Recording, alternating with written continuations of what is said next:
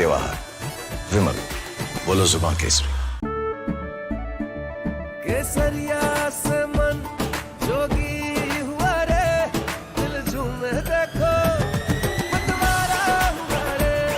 केसरिया से मन जोगी हुआ। हर पल मनाओ केसरी त्योहार विमल बोलो जुबान केसरी।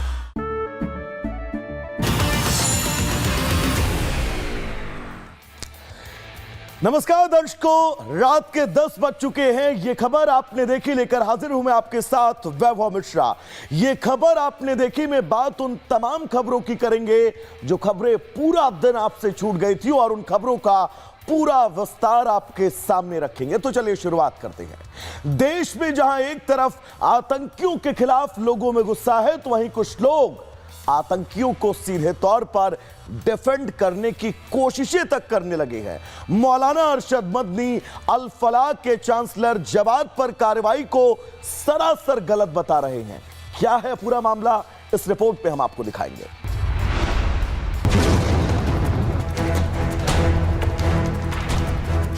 लंदन के अंदर मेयर बन सकता है एक खान, हिंदुस्तान के अंदर किसी मुस्लिम यूनिवर्सिटी का कोई आदमी वाइस चांसलर नहीं बन सकता। एक मुसलमान वाइस चांसलर नहीं है, एक दलित वाइस चांसलर नहीं है। बहुत गैर जिम्मेदाराना बयान है। मौलाना अरशद मदनी को माफी मांगनी चाहिए। आतंकियों और इस्लामिक जिहादियों को कवर फायर देने वाले मौलाना अरशद मदनी के बयान पर देश में घमासान मचा हुआ है। दिल्ली में धमाका करने वाले आतंकियों के लिए तो मदनी ने हमदर्दी जताई, लेकिन जान गंवाने वाले परिवारों को सांत्वना वाले 2 शब्द नहीं निकले। बीजेपी ने कहा कि इस देश को कलाम चाहिए। कलाम की सोच को अगर हम आगे बढ़ाएंगे तभी मुस्लिम वर्ग का भला हो सकेगा। लेकिन जिस सोच को खाद पानी दिया जा रहा है, उससे जिहादी मानसिकता को बढ़ावा मिलेगा। उनको मालूम होना चाहिए कि भारत का मुसलमान भारत का राष्ट्रपति बन सकता है, क्रिकेट हॉकी का कैप्टन बन सकता है, भारत का मुसलमान चीफ जस्टिस बन सकता है, भारत का मुसलमान एयर चीफ मार्शल बन सकता है, भारत का मुसलमान हर वो पद को पा सकता है जो भारत के संविधान ने उसको अधिकार दिया है। और इसकी बहुत सी मिसालें रही हैं। लेकिन ये कहना कि कहीं का वाइस चांसलर नहीं बन सकता, ये बहुत गैर जिम्मेदाराना बयान है। मौलाना अरशद मदनी को माफ़ी मांगनी चाहिए। ये मदनी साहब कतई भारत देश की तरक्की नहीं चाहते, समाज की तरक्की नहीं चाहते और ख़ास तौर पे मुसलमानों की तरक्की तो एकदम ही नहीं चाहते। आज आतंकवाद के खिलाफ इस देश को एकजुट होकर लड़ने की ज़रूरत है। ऐसे समय में मौलाना साहब के ऐसे बयान साफ दर्शाते हैं कि उनको आतंकवाद को रोकने में कहीं कोई उनको इंटरेस्ट नहीं है, मुसलमानों को सही दिशा में आगे ले जाने में कहीं उनको इंटरेस्ट नहीं है। अगर उनको इंटरेस्ट होता, जो उनकी बातें अगर आप सुनेंगे, उनकी बातों में कहीं कोई तथ्य नहीं है। वो कह रहे हैं कि आज भारत देश में कोई मुस्लिम वीसी नहीं है, तो उनको जागना चाहिए। मौलाना साहब को ये बताना चाहिए, उनके आसपास के जो लोग हैं उनको ये बताना चाहिए कि आज भारत देश में कई ऐसी यूनिवर्सिटियां हैं, सेंट्रल की, स्टेट की, प्राइवेट यूनिवर्सिटियां, जहां मुस्लिम समाज के वाइस चांसलर्स हैं और वो मुस्लिम समाज को सही दिशा में शिक्षा दे के आगे बढ़ाने का काम कर रहे हैं। भारत में मुस्लिम कई राज्यों में मुख्यमंत्री, राज्यपाल, केंद्रीय मंत्री के पदों पर रह चुके हैं। आज भी पुलिस और प्रशासनिक, साथ ही सरकारी नौकरियों में अहम पदों पर हैं। इतना ही नहीं, भारत के पहले शिक्षा मंत्री मुस्लिम थे। राष्ट्रपति जैसे सर्वोच्च पद पर अब्दुल कलाम और जाकिर हुसैन आसीन रह चुके हैं। फिर मदनी ने भला ये कैसे कह दिया कि कोई मुसलमान आज किसी यूनिवर्सिटी का वाइस चांसलर नहीं बन सकता? क्या बात है कि आज दुनिया का मुसलमान एक आदमी न्यूयॉर्क का मेयर बन सकता है। ममदानी लंदन के अंदर मेयर बन सकता है एक खान, हिंदुस्तान के अंदर किसी मुस्लिम यूनिवर्सिटी का कोई आदमी वाइस चांसलर नहीं बन सकता। और अगर बनेगा तो आजम खां की तरह जेल के अंदर जाएगा, इकबाल की तरह औलाद जेल में डाल दी जाएगी। आज देख लीजिए अल फलाह का क्या हो रहा है, जेल में पड़ा हुआ है और कितने साल जेल के अंदर गुजरते हैं नहीं जानता कोई आदमी। कौम, गवर्नमेंट मुल्क की आज़ादी के बाद इस पर लगी हुई है कि मुसलमान को सर नहीं उठाने देना है। आज उसका नतीजा है कि लोग ये कहते हैं कि मुसलमान के अंदर लीडर चाह रहे। क्या कहते हो तुम? मुसलमान कौम कोई बांझ थोड़ी है, अगर नहीं थी तो वहां कैसे बन गए? जिस अल फलाह और उसके संस्थापक का मदनी समर्थन कर रहे हैं, उसी अल फलाह में दिल्ली में खूनी खेल की साजिश रची गई। यही के जिहादी डॉक्टर्स 13 मासूम लोगों की हत्या के जिम्मेदार हैं। मदनी को ये सब नहीं दिख रहा है। पूरी दिक्कत उनके मजहबी चश्मे में है। कट्टरपंथियों की समर्थक रही कांग्रेस सियासी माइलेज के चक्कर में अल फलाह के आतंकियों के बचाव में खड़ी है। 48 सेंट्रल गवर्नमेंट की यूनिवर्सिटीज हैं, उसमें से एक मुसलमान वाइस चांसलर नहीं है, एक दलित वाइस चांसलर नहीं है। तो ये जो आरएसएस और बीजेपी की सोच है कि केवल अभिजात्य वर्ग, सवर्ण समाज के लोग और वो भी संघ के विचार के लोग ही इन संस्थाओं में रह सकते हैं। अल फलाह यूनिवर्सिटी में जो भी आतंकी गतिविधि करने वाला व्यक्ति है उसको न छोड़ा जाए, हमें और छोड़ना भी नहीं चाहिए। और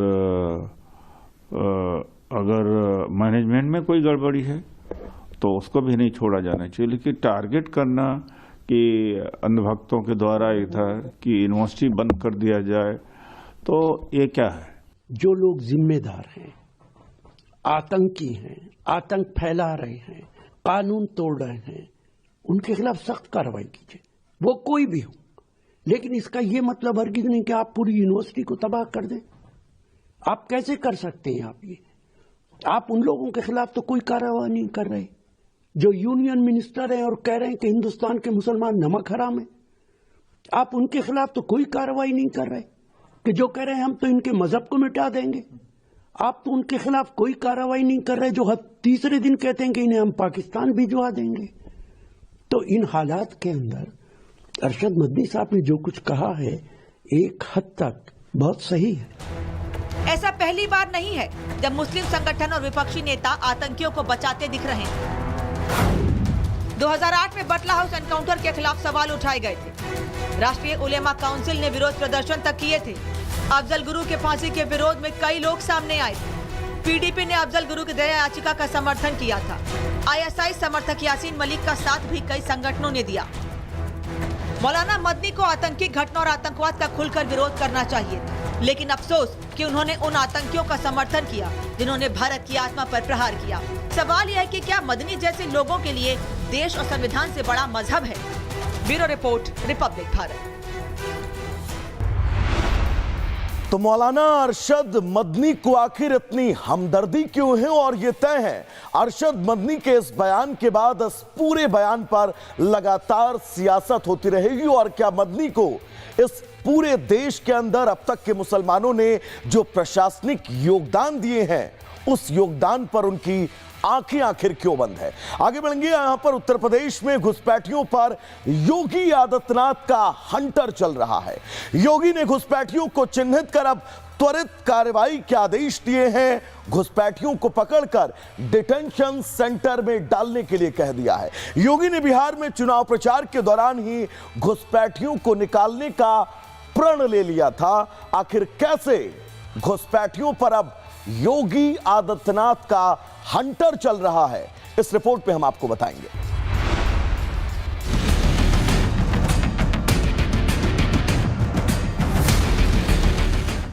उनकी सहानुभूति उन लोगों के प्रति होती है जो घुसपैठिए के रूप में भारत के नागरिकों के हक पर डकैती डालने का काम कर रहे हैं। यूपी में घुसपैठियों पर एक्शन। यूपी के मुख्यमंत्री का मैसेज क्लियर है कि कोई भी घुसपैठिया बख्शा नहीं जाएगा। ये वो घुसपैठिए हैं जो चोरी छिपे भारत में रह रहे हैं और भारत के 140 करोड़ लोगों का हक मार रहे हैं। इतना ही नहीं, ये देश को अंदर ही अंदर खोखला कर रहे हैं। घुसपैठियों में सबसे ज्यादा बांग्लादेशी हैं। हर साल इन घुसपैठियों का आंकड़ा देश में बढ़ता जा रहा है। 2001 की जनगणना के अनुसार भारत में 31 लाख बांग्लादेशी थे। 2004 में यूपीए की सरकार ने घुसपैठियों पर आंकड़ा जारी किया, जिसके मुताबिक 2004 में 1 करोड़ 20 लाख अवैध बांग्लादेशी मौजूद बताए गए।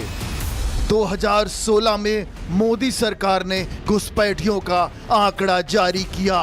2016 में भारत में 2 करोड़ अवैध बांग्लादेशियों का होना बताया गया।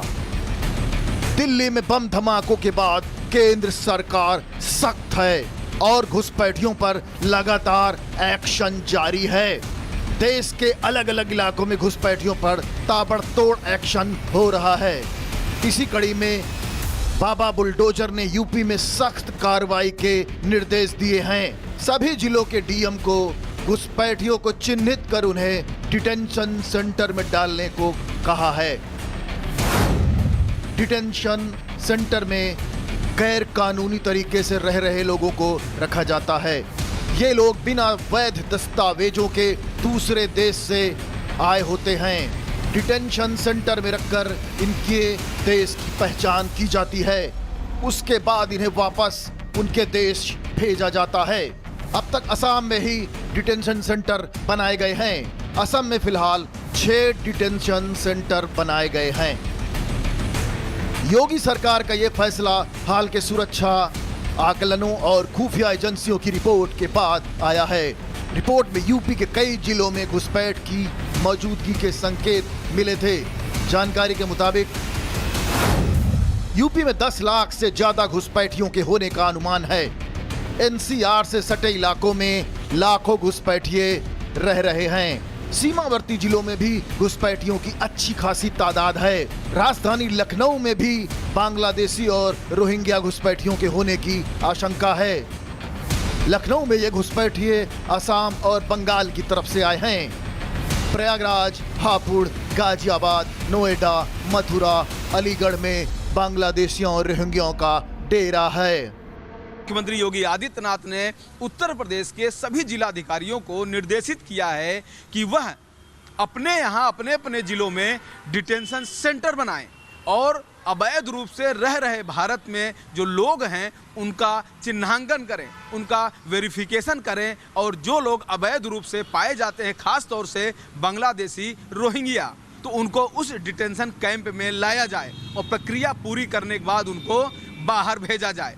मैं शहीद पथ फ्लाईओवर के नीचे गोमती नगर में एक रिपोर्ट आपको दिखाता हूं ग्राउंड जीरो से कि आप देखिए यहाँ पर फ्लाईओवर के नीचे अवैध रूप से लोग यहाँ पर रह रहे हैं। ये आप देखिए, आप देख सकते हैं। मैं कहूँगा अपने सहयोगी सचिन से कि मेरे साथ आएँ और यहाँ की जो ग्राउंड स्थिति है उसको दिखाने का काम करें, नज़दीकी से दिखाएं कि लोग यहाँ पर कैसे रह रहे हैं।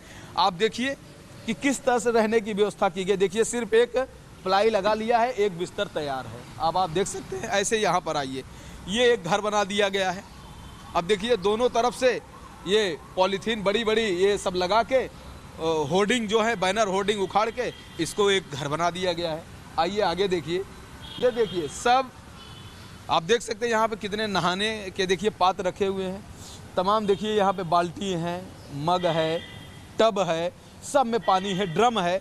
और आप देख सकते हैं ना कि कितनी संख्या यहाँ हो सकती है, लेकिन यहाँ लोग नहीं दिख रहे हैं। क्यों? कि सारे लोग कहीं न कहीं काम पे गए हैं। यहाँ पे आप देख सकते हैं। आप आगे बढ़िए, ये देखिए सामानों का ढेर देखिए, सामानों का ढेर देखिए यहाँ पे। ये देखिए ये डबल बेड लगा है, देख रहे हैं ना, सिंगल, और ये डबल बेड है।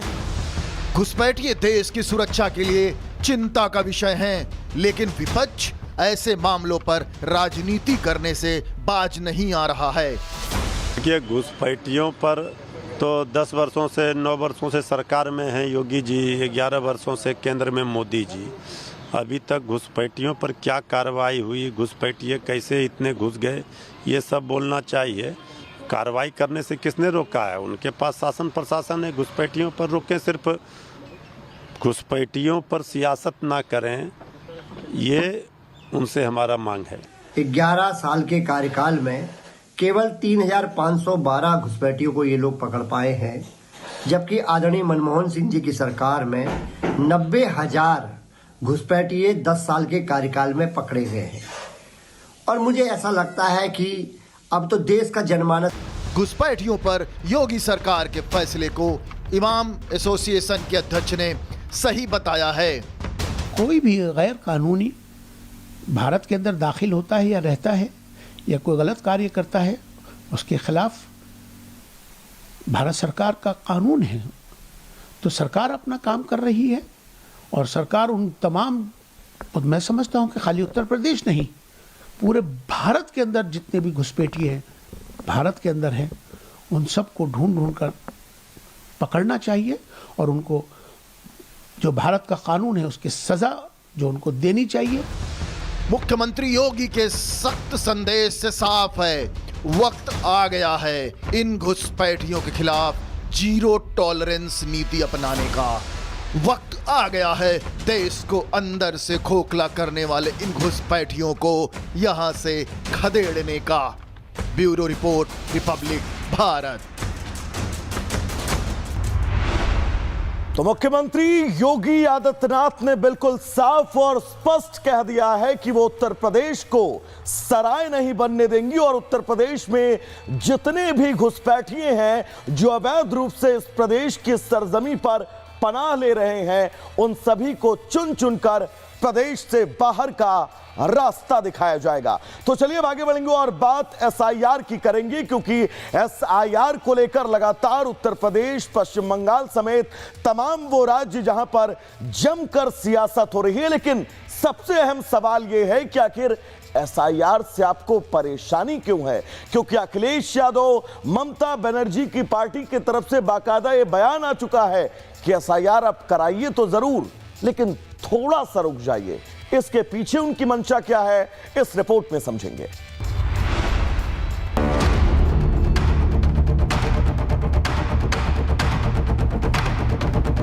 एक तरफ योगी सरकार का घुसपैठियों पर कड़ा एक्शन जारी है, तो वहीं दूसरी ओर दूसरे चरण की एसआईआर प्रक्रिया पर बवाल मचा हुआ है। यूपी और बंगाल में सर के खिलाफ विपक्षी नेता खुलकर बोल रहे हैं। यूपी में सपा प्रमुख अखिलेश यादव ने चुनाव आयोग पर एसआईआर प्रक्रिया में गड़बड़ी का आरोप लगाया है। जो तैयारी है, सबसे महत्वपूर्ण बात यह है कि भारतीय जनता पार्टी, उनकी सरकार, उनके अधिकारी और चुनाव आयोग मिलकर के ये तैयारी कर रहे हैं कि 2024 में जिन विधानसभाओं में समाजवादी पार्टी जीती है, इंडिया गठबंधन जीता है, उन विधानसभाओं में 50,000 से ज्यादा वोट काट दिया जाए एसआईआर के बहाने। अखिलेश ने एजेंसियों को टारगेट करने का पुराना राग शुरू कर दिया है।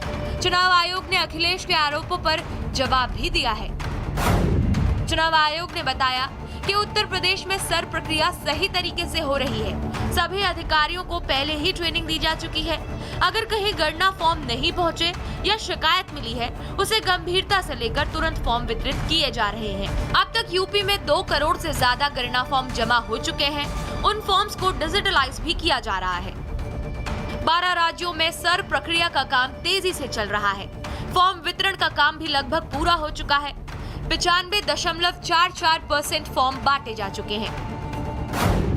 राजस्थान में 99.36% फॉर्म बांटे जा चुके हैं और 60.54% को डिजिटलाइज कर दिया गया है। मध्य प्रदेश में 99.81% फॉर्म बांटे जा चुके हैं और 49.42% को डिजिटलाइज किया गया है। गुजरात में 99.65 फॉर्म बांटे जा चुके हैं और 49.42% को डिजिटलाइज किया गया है। पश्चिम बंगाल में 99.74% फॉर्म बंट गए हैं और 40.18% को डिजिटलाइज किया गया है। तमिलनाडु में 95.78% फॉर्म बंट चुके हैं और 35.86% को डिजिटलाइज किया गया है। छत्तीसगढ़ में 99.7% फॉर्म बंट चुके हैं और 34.32% को डिजिटलाइज किया गया है। उत्तर प्रदेश में 99.58% फॉर्म बंट चुके हैं और 14.12% को डिजिटलाइज किया गया है। वहीं केरल में 97.15% फॉर्म बंट चुके हैं और 10.58% को डिजिटलाइज कर दिया गया है। एक तरफ चुनाव आयोग ने अपनी तैयारियों का रिपोर्ट कार्ड पेश कर दिया है। पश्चिम बंगाल और उत्तर प्रदेश में विपक्ष चुनाव आयोग पर बीजेपी के साथ मिलकर धोखाधड़ी का आरोप लगा रहा है। इस पर कड़ी आपत्ति जताई जा चुकी है विपक्ष के सभी नेताओं के द्वारा। श्री तेजस्वी यादव जी जब बिहार में एसआईआर की प्रक्रिया शुरू हुई तो पुरजोर तरीके से विरोध भी हुआ।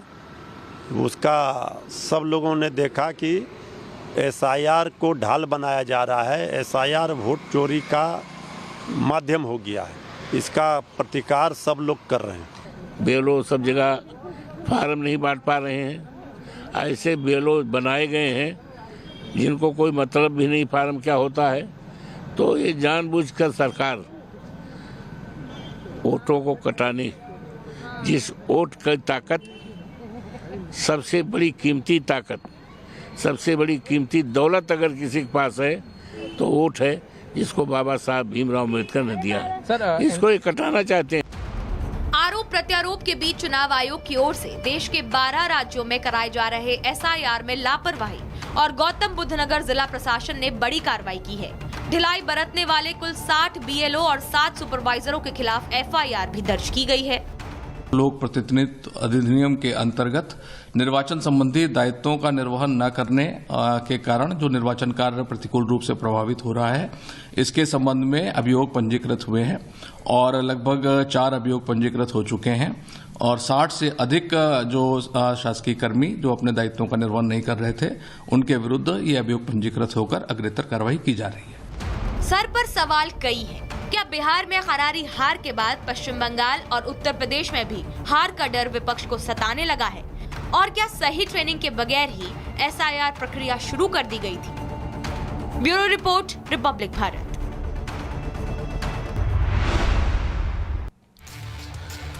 तो SIR के मुद्दे पर सरकार का पक्ष बिल्कुल स्पष्ट और सटीक है, लेकिन इस SIR से परेशानी किसको है, वो चेहरे कौन कौन से हैं, यह आपने इस रिपोर्ट के जरिए देखा और समझा होगा कि आखिर SIR जो ये बताती है कि इस देश के अंदर कितने घुसपैठिए हैं, कितने लोग ऐसे हैं जो फर्जी वोटर लिस्ट का इस्तेमाल करते हैं, उन सब का पर्दाफाश करेगी। लेकिन उसका विरोध क्यों हो रहा है? तो चलिए अब आगे बढ़ेंगे और बात G20 समिट की। G20 समिट में प्रधानमंत्री नरेंद्र मोदी की तस्वीरों ने भारत की बढ़ती वैश्विक भूमिका को एक बार फिर से दुनिया के सामने ला दिया। प्रधानमंत्री मोदी ने दक्षिण अफ्रीका, नीदरलैंड, जमैका, इथियोपिया और ब्राजील के शीर्ष नेताओं से मुलाकात की। बैठक में उन्होंने कहा कि भारत ग्लोबल साउथ की एक बहुत मजबूत आवाज है। रिपोर्ट आपको दिखाएंगे।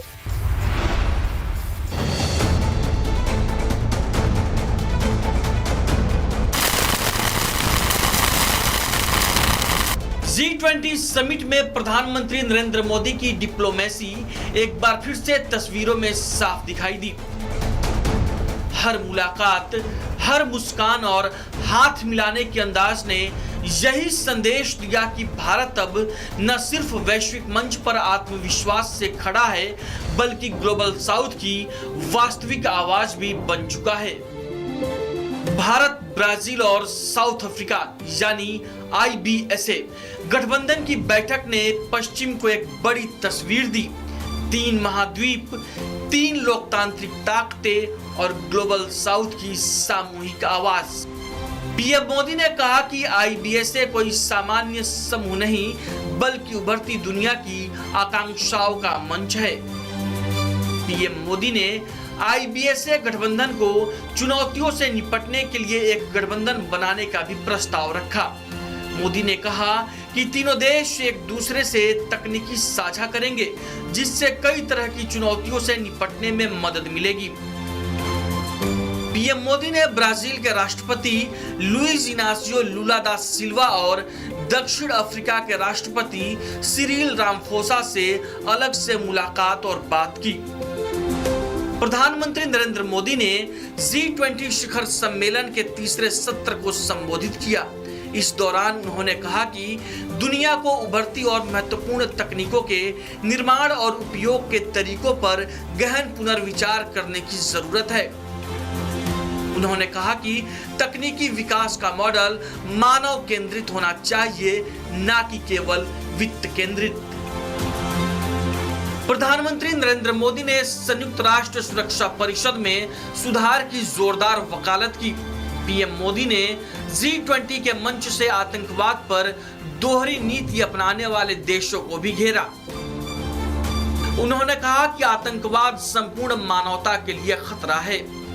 G20 के मंच से प्रधानमंत्री नरेंद्र मोदी ने अमेरिका की तरफ से दुनिया भर के देशों पर लगाए जाने वाले टैरिफ को लेकर भी निशाना साधा। उन्होंने कहा कि एक तरफा टैरिफ से पूरी दुनिया के बाजार में अनिश्चितता और अस्थिरता का खतरा पैदा होगा। एक तरफा टैरिफ को मोदी ने भेदभावपूर्ण और विश्व व्यापार संगठन के नियमों के खिलाफ बताया। G20 समिट के दौरान पीएम मोदी ने दुनिया के कई राष्ट्राध्यक्षों से अलग से मुलाकात की। ब्राजील के राष्ट्रपति लुइज इनासियो लुला दा सिल्वा और दक्षिण अफ्रीका के राष्ट्रपति सिरिल रामफोसा, इटली की पीएम जॉर्जिया मेलोनी, जापान की पीएम साने तकाइची और नीदरलैंड के प्रधानमंत्री डी किस्कूफ से पीएम मोदी ने मुलाकात की। इन मुलाकातों में ऊर्जा और तकनीक के क्षेत्र में साझेदारी को मजबूत करने पर सहमति जताई गई। इससे पहले G20 शिखर सम्मेलन में शामिल देशों ने जलवायु परिवर्तन पर एक ऐतिहासिक घोषणा पत्र पारित किया। G20 देशों के समूह की ओर से घोषणा पत्र पर अमेरिका के विरोध और बहिष्कार के बावजूद सर्वसम्मति से सहमति बनी। G20 समूह की ओर से उठाए गए इस कदम को परंपरा से हटकर बताया जा रहा है। Bureau report, Republic Bharat.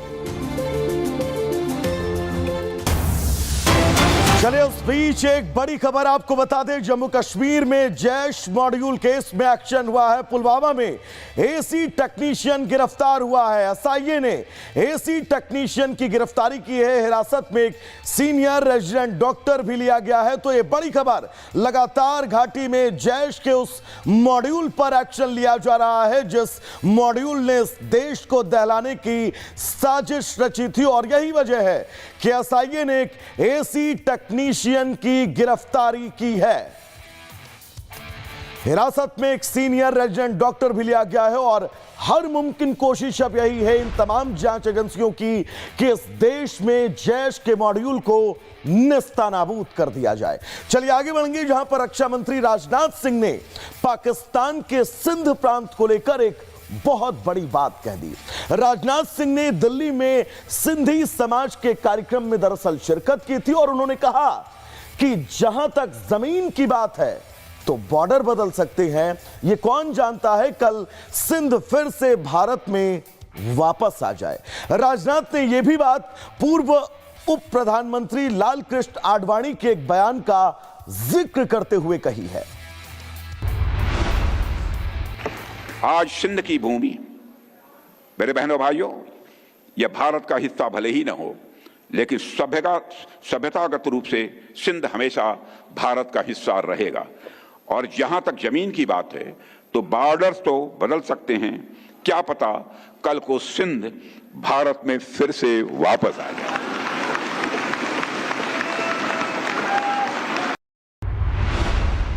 तो रक्षा मंत्री राजनाथ सिंह ने मुस्कुराते हुए जो बातें कही हैं वो बात हर एक देशवासी के सीने को गर्व से चौड़ा करने वाली है। आतंकियों का पालन पोषण करने वाला मुन्ना मुनीर, जिसने पाकिस्तान को गिरवी रख दिया है। 2 महीने पहले मुनीर ने ट्रंप से जो सीक्रेट मीटिंग की थी, अब पाकिस्तान को गिरवी रखने वाली उस डील के पक्के सबूत भी मिल चुके हैं। और जैसे ही सबूत सामने आए, पाकिस्तान के अंदर गदर मच गया। अमेरिका से लेकर बलूचिस्तान के खनिजों का सौदा होने के बाद बलूच विद्रोही पंजाब प्रांत की गैस पाइपलाइन को धमाका कर अब नेस्तनाबूद करने का काम कर रहे हैं। रिपोर्ट आपको दिखाएंगे।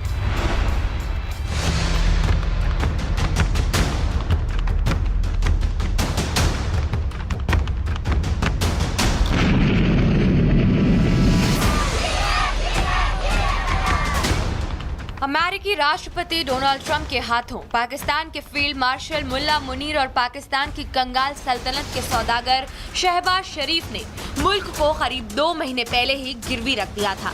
अब इसका पूरा पर्दाफाश हो चुका है। ट्रंप, आसिम मुनीर और शहबाज शरीफ के बीच गुप्त बंद दरवाजे की बैठक अब गुप्त नहीं रही है। दुनिया को पता चल चुका है कि ऑपरेशन सिंदूर के बाद आखिर पाकिस्तान के लिए ट्रंप का प्यार बार बार क्यों उमड़ रहा है। मुल्ला मुनीर ने अमेरिकी राष्ट्रपति से पाकिस्तान को गिरवी रखने का जो सौदा किया था, अब उसका पूरा ब्लूप्रिंट दुनिया के हाथों में लग चुका है। आसिम मुनीर ने ट्रंप के तलवे चाटने में क्यों कसर नहीं छोड़ी थी, दुनिया अब ये भी जान चुकी है। ये सितंबर 2025 की तस्वीर है। ट्रंप के सामने आसिम मुनीर ने बलूचिस्तान के खनिज भंडार का सौदा किया था। खनिज भंडार के बदले ट्रंप ने मुनीर और शहबाज की डॉलर की भूख मिटाई थी। यह खुलासा खुद अमेरिकी कंपनी नोवा मिनरल्स के सीईओ क्रिस्टोफर ने किया है। सुनिए जरा। And geologically, very big, good potential for mineral resources. We know that. And so this week, we've traveled around Pakistan looking at Himalayan earth explorations, properties, operations, and we never intended initially, after 1 week of being here, to sign such an important agreement and strategic alliance. But this has gone beyond and above all expectations, what we've seen this week. अमेरिकी company नोवा minerals के CEO Christopher का साफ कहना है कि पाकिस्तान में बड़े काम होने वाले हैं। सबसे बड़ी बात यह है कि क्रिस्टोफर का पाकिस्तान दौरा आसिम मुनीर, शहबाज और ट्रंप की व्हाइट हाउस में सीक्रेट मीटिंग के बाद हुआ है। चलिए अब आपको बताते हैं कि नोवा मिनरल्स के सीईओ का पाकिस्तान दौरा क्यों अहम है। दरअसल अमेरिकी कंपनी नोवा मिनरल्स एक माइनिंग कंपनी है जो जमीन के अंदर खनन का काम करती है। गोल्ड, तांबा, क्रोमाइट जैसे खनिजों पर नोवा मिनरल्स का खास फोकस रहता है। तो क्या यही कारण है कि बलूचिस्तान के खनिज की लूट के लिए ट्रंप ने नोवा मिनरल्स को चुना है? क्या ट्रंप ने ही बलूचिस्तान पर कब्जे के लिए नोवा मिनरल्स को टेंडर दिया है? और क्या ये ट्रंप का पूरे पाकिस्तान पर कब्जे वाले प्लान का पहला हिस्सा है? दरअसल अमेरिकी कंपनी नोवा मिनरल्स के सीईओ क्रिस्टोफर ने बलूचिस्तान में खनन के लिए पाकिस्तान सरकार के साथ अर्थ एक्सप्लोरेशन एमओयू साइन किया है। इसका मतलब ये है कि बलूचिस्तान के रेयर अर्थ मिनरल्स को खोद कर नोवा मिनरल्स निकालेगी और फिर दुनिया में इसको बेचकर अमेरिकी राष्ट्रपति ट्रंप अपना खजाना भरेंगे। बदले में ट्रंप कंगाल पाकिस्तान की डॉलर वाली भूख भी मिटाते रहेंगे। सवाल ये है कि मुल्ला मुनीर ने ट्रंप के सामने बलूचिस्तान का खनिज भंडार गिरवी तो रख दिया है, लेकिन क्या बलूचिस्तान की धरती में खुदाई करना अमेरिकी कंपनी के लिए आसान बात होगी? क्योंकि बलूचिस्तान के विद्रोही अपने संसाधनों को बचाने के लिए किसी भी हद तक जा सकते हैं। पंजाब प्रांत में लगातार पाकिस्तान की गैस पाइपलाइंस को इसीलिए ही निशाना बनाया जा रहा है। पहले भी बलूच विद्रोही पाकिस्तान आर्मी को दौड़ा कर भगा चुके हैं। फिलहाल बलूचिस्तान के खनिजों की लूट पर ट्रंप ने तेजी से काम करना शुरू कर दिया है, लेकिन ट्रंप अपने इस लूट वाले मकसद में कितना कामयाब होंगे, ये तो अपने हक की लड़ाई लड़ रहे बलूच विद्रोही ही जानते हैं। Bureau report, Republic Bharat. तो दर्शकों, इस रिपोर्ट के जरिए आप ये समझ गए होंगे कि पाकिस्तान इस वक्त जिस टाइम बम पर बैठा है, वो टाइम बम आने वाले भविष्य में उसके खंड खंड करने वाला है। तो चलिए अब आगे बढ़ेंगे और बात उस खबर की जिस खबर का आप सबको बेसब्री से इंतजार है। अयोध्या के श्री राम जन्मभूमि मंदिर में धर्म ध्वजारोहण का अलौकिक कार्यक्रम 25 नवंबर को आयोजित होगा। यह कार्यक्रम विवाह पंचमी के पावन मौके पर उस पवित्र तिथि में होगा जब भगवान राम और माता सीता के विवाह की स्मृति मनाई जाती है। लेकिन इस कार्यक्रम से पहले सीएम योगी ने प्रदेशवासियों को स्नेह भरी एक पाती भेजी। सीएम योगी ने इस पाती में संदेश क्या दिया है श्री राम के भक्तों को, इस रिपोर्ट में आपको दिखाएंगे।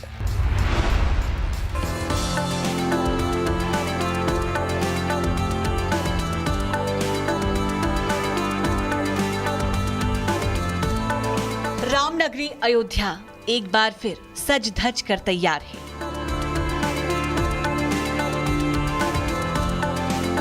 यहाँ की हर गलियों, चौक चौराहों में विवाह पंचमी की तैयारियां चल रही हैं।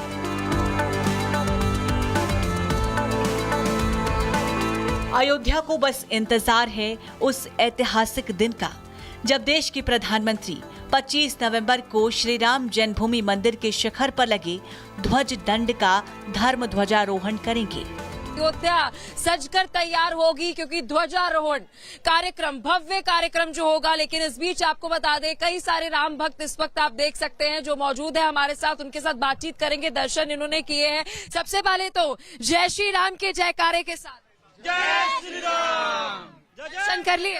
जय श्री राम। यहाँ दर्शन कहाँ से आए? हम नेपाल से आए हैं। नेपाल से आए हैं। अच्छे दर्शन हुए? एकदम अच्छा से। मंदिर कैसा लगा? मंदिर तो एकदम अच्छा है, अंडर कंस्ट्रक्शन है, अच्छा लगा। मंदिर कैसा लगा? दर्शन प्यारा, बहुत सुंदर, बहुत अद्भुत लगा। 25 तारीख को ध्वजारोहण कार्यक्रम है। अब मंदिर का जो पूरा कार्य है वो संपन्न हो चुका है। दर्शन कैसे हुए? बहुत अच्छे दर्शन हुए और भव्य मंदिर बना है ये, और बहुत अच्छा लगा यहाँ आके। और काफी सौभाग्य महसूस कर रहे हैं, इतना अच्छे दर्शन हुए हैं। देखिए जो भी कुछ बोले जय श्री राम के जयकारे के साथ पहले दर्शन हो गए, बहुत अच्छे से दर्शन हुए। मंदिर कैसा लगा? मंदिर तो बहुत भव्य, एकदम भव्य, मुझे रोना आ गया था, इतना अच्छा लग रहा था।